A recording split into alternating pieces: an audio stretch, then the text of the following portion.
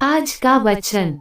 पहला पाठ जकरिया का ग्रंथ, अध्याय 2 पद संख्या 5 से 9 और 14 से 15। मैंने आंखें उठाकर एक दिव्य दृश्य देखा।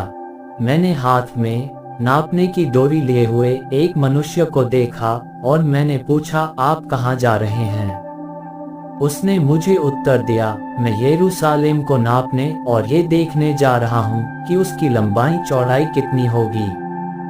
जो स्वर्गदूत मुझसे बोल रहा था वह आगे बढ़ा और एक दूसरे स्वर्गदूत ने उसके पास आकर कहा, उस नवयुवक के पास दौड़कर कहिए, यरूशलेम में मनुष्यों और पशुओं की इतनी भारी संख्या होगी कि उसके चारों ओर चारदीवारी नहीं बनाई जाएगी।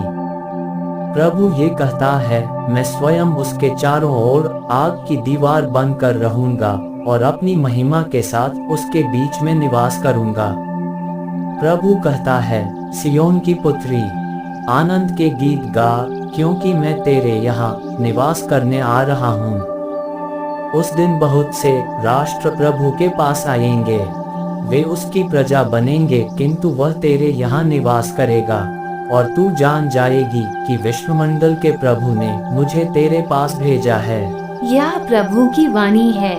सुसमाचार संत लूकस, अध्याय 9 पद संख्या 43 से 45।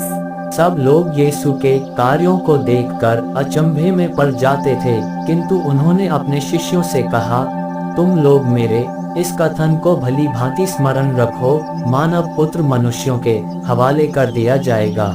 परंतु ये बात उनकी समझ में नहीं आ सकी। इसका अर्थ उनसे छिपा रह गया और वे इसे नहीं समझ पाते थे। इसके विषय में ईसा से प्रश्न करने में उन्हें संकोच होता था। यह प्रभु का पवित्र सुसमाचार है। आमीन। आज का चिंतन। प्रोत्साहन के 2 अच्छे शब्द हमारा मनोबल बढ़ाते हैं, पर यह पूर्ण रूप से हमारी वास्तविकता नहीं होती। ये किसी कार्य के लिए प्रयोग किया जाता है। जिस तरह जकरिया ने इस्राएलियों को हमेशा खुश रहने के लिए प्रोत्साहित किया था, इस्राएलियों को अवश्य ही उनकी नई परिस्थिति की ओर आगाह करता है, पर उनकी वास्तविक परिस्थिति तो इस्राएलियों के द्वारा ही पूरी की जानी है।